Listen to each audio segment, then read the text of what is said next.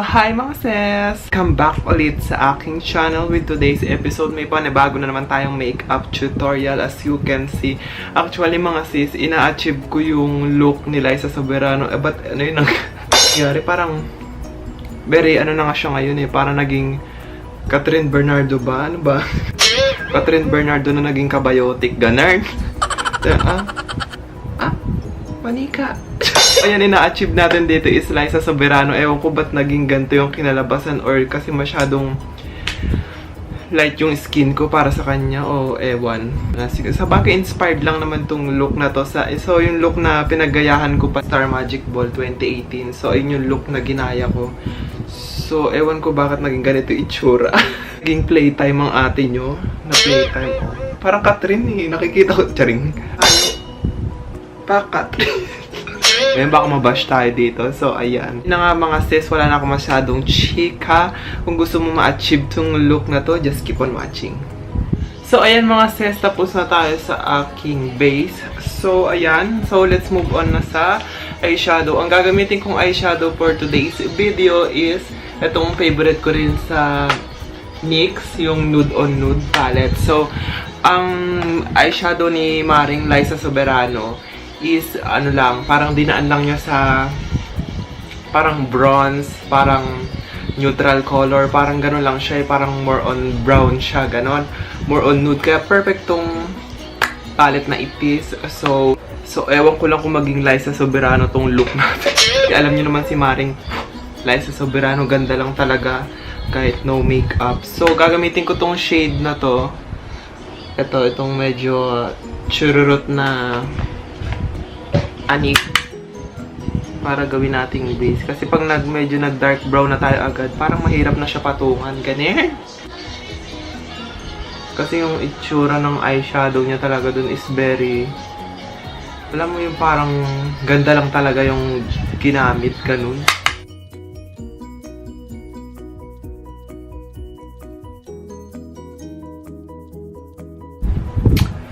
So, next, magda-dark na tayo ng very light. So, gagamitin nating shade is, baka ito na. Dito. Ay! So, ang gamit ko palang brush is itong from MAC, yung 286 SE. Din siya. Dito sa outer B.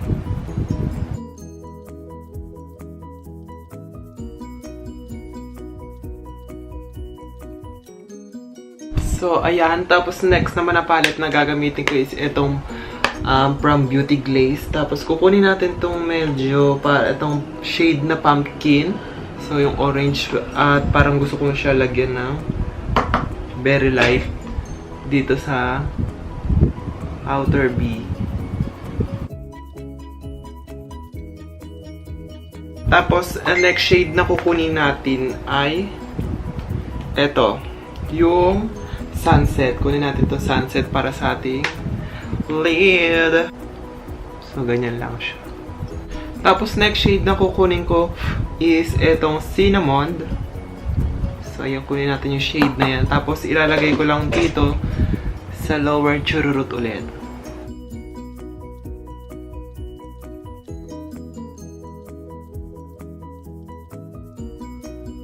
Ayan. LIZA na ba? Charay. So, next shade, kunin natin tong Volcano. So, ayan, pasabog na siya, diba? At, ida-dark pa natin yung bandang dulo niya dito.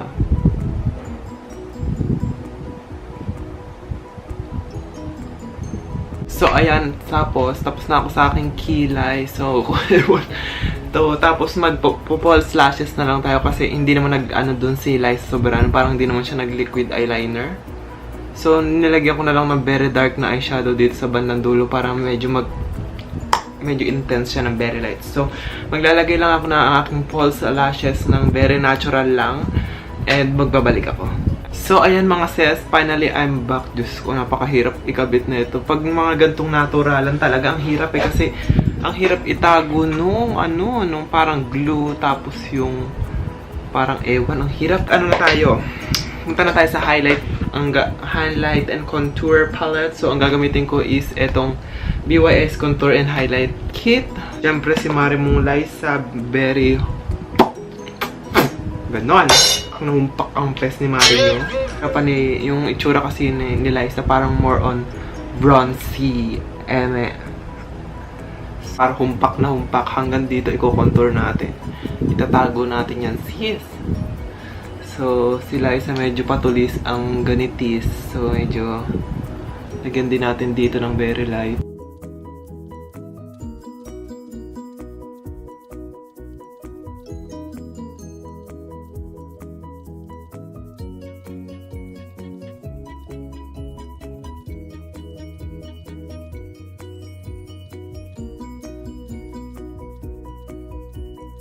So, ayan, tapos na tayo sa ating bronze or contouring. Tapos, kunin natin tong shade na to, yung highlighter. Tapos, syempre, kailangan gimme that glow kasi tatamaan tayo ng ilaw. Gimme that glow, B. Char. Kasi itsura niya very glowy. Alam mo, natural na ganda talaga. Nakaka-bad trip lang eh. Char. So, gagamitin kong blush on is ito yung from Abscbn in the shade Racine. So, very light lang. So, parang rosy-rosy lang kasi ang cheeks ni Mari mo. Ayan, ganyan lang. So, ayan, magli-lipstick na tayo. Tapos, next naman na gagamitin kong lip is from Gerard Cosmetics.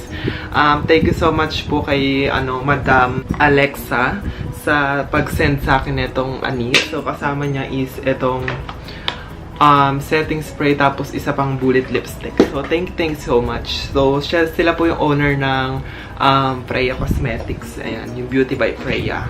Freya, tama ba yung pronunciation? Basta. So, gagamitin kong shade Immortal, in the shade Immortal. O, diba? Palaban. Oh, kung matte ba siya. Pero nakalagay kasi matte, pero ba't parang ang glossy niya? So, ewan ko lang. Hintayin na lang natin siya kung magse-set pa siya.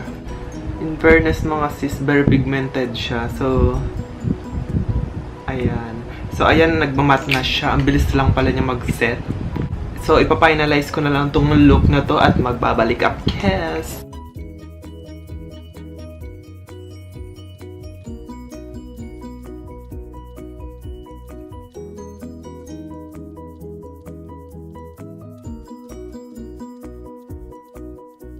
Enrique? Enrique? Hindi ako makahinga. So, ayun na nga mga sis. This is the final look. Pak! O, diba, very, lang, parang Barbie, gano'n. Charing.